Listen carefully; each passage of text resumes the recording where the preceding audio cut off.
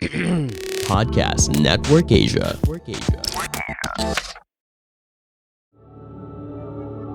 This episode may include topics, references, or discussions around sexual assault, domestic violence, stalking, physical violence, or subject matters that may be disturbing to some of our listeners.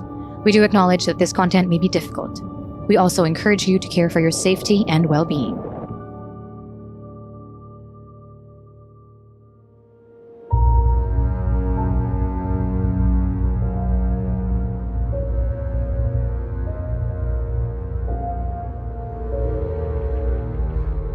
Shocking, sad, revealing, and deeply researched, PH Murder Stories podcast covers the true account of infamous killings and true crime stories from the Philippines. There's no such thing as questions, just hidden answers. Stay tuned as we revisit the inconceivable crimes that exist. Some listeners may find the following content of PH Murder Stories highly disturbing due to its graphic nature.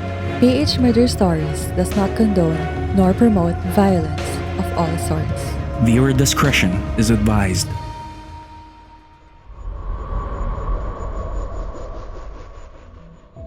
For our episode today, we will feature a painful story that recently caught our attention online.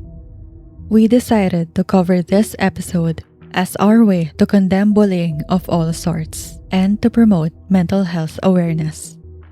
If you're going through something because of bullying, you may want to skip this episode or listen to it if you're accompanied by a trusted person or group of people. On May 24, 2022, a 51-year-old mentally disabled woman was found dead inside her house, located in the town of Sibonga, 51 kilometers southeast of Cebu City. Authorities quickly figured out what happened after the victim's 19-year-old son confessed that he killed his own mother because he could not stand the bullying he's been getting from his friends and classmates due to her mental illness. Before we proceed, please don't forget to follow our show on Spotify and Apple and give us a 5-star rating. The lifeless body of the victim, Julieta Bacaltos, was found by her live-in partner, 54-year-old Alan Lariosa, inside their house in Sitio Dumlog, Barangay Simala. The police promptly checked all angles that would piece together the facts of the case and quickly determined what happened after interviewing Julieta's son, 19-year-old Angelo Bacaltos.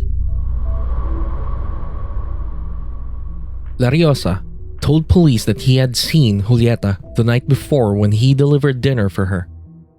Afterward, he left their house and went to a fiesta located in Barangay Giwanon in the town of Argao, just a few minutes away from their residence. At around midnight, he got home without checking or informing Julieta that he was already there and immediately slept in the living room. Lariosa woke up at 7 in the morning and recalled that Angelo had brought breakfast and even called up his mother to eat, but she never responded.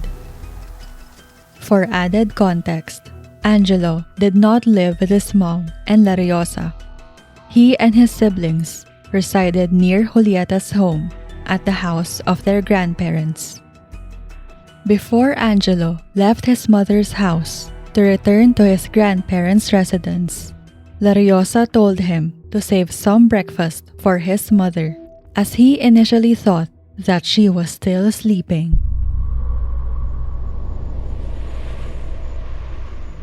30 minutes later, Lariosa became wary of his live-in partner not responding to his calls and finally decided to go to Julieta's room to find out why.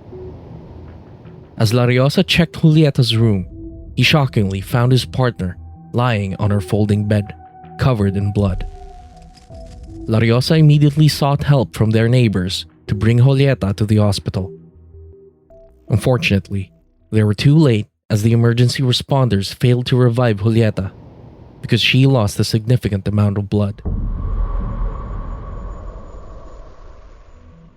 According to investigators, Julieta suffered multiple stab wounds that caused her death.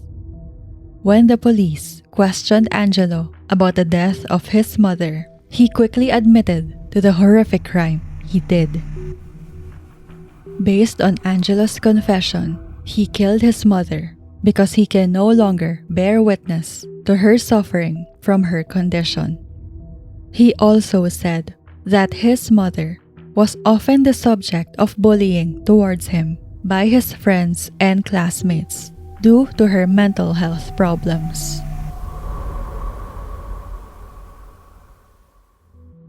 After Angelo's admission for the killing of his own mother, Julieta Bacaltos, the police charged him with parricide.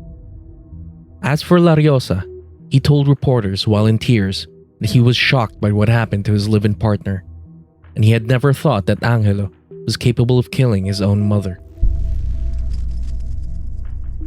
What Angelo did to his mother was unacceptable.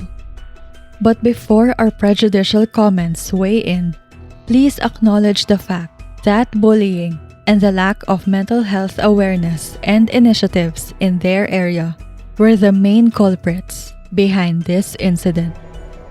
There should be no room for bullying, whether physically or mentally or on social media, as we don't know how it affects others, especially those who have been victimized by bullies.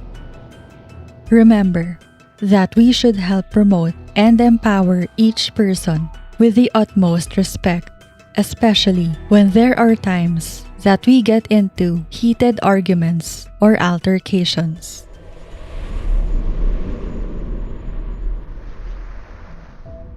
Personal attacks, name-calling, intimidation, and condescending actions towards other people won't make anyone a better person.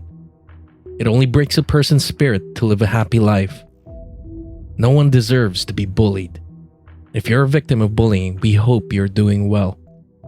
We hope that you possess the strength to carry on with your lives and continue to promote positivity in our society. Mental health awareness is moving in the right direction. If you need someone to talk to or an outlet to discuss your struggles, there are government and non-government agencies out there that can help you.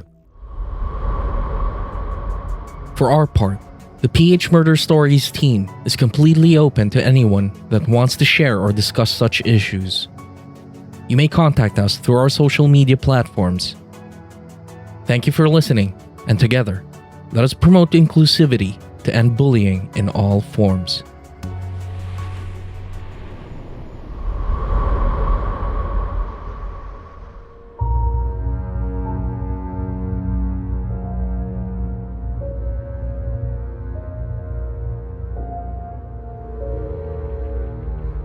For further updates, please follow us on Facebook, Instagram, and Twitter at PH Murder Stories, and subscribe to our YouTube channel, PH Murder Stories. If you have case suggestions, please go to our website at phmurderstories.com and fill out the request form at File Your Blotter.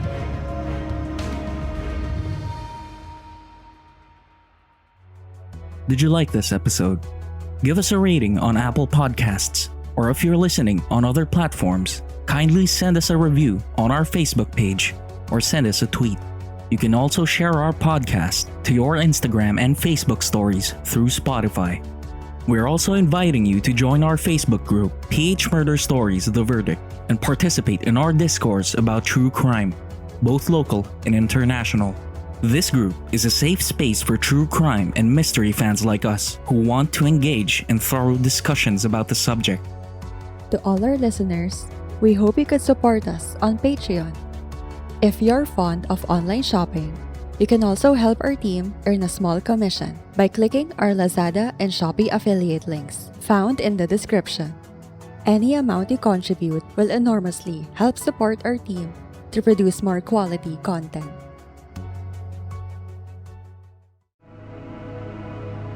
The views and opinions expressed by the podcast creators, hosts, and guests do not necessarily reflect the official policy and position of Podcast Network Asia, the hosts of the program, or other programs of the network.